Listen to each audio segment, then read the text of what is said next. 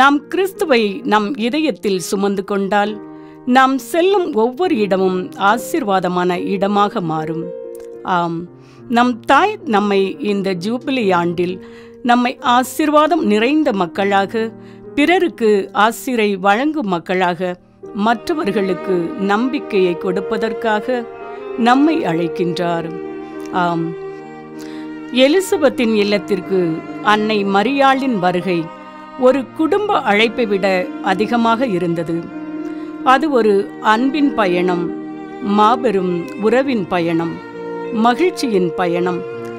உன்னதரை தன் உதரத்தில் தாங்கிச் சென்றாள் தன் உறவினரான எலிசபெத்தை சந்திக்க. அந்த இல்லம் ஆசீர்வாதம் நிறைந்ததாக மாறியது.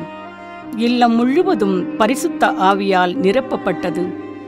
எலிசபெத்தின் கருவறையில் இருந்த குழந்தை கூட மகிழ்ச்சியாக குதித்தது.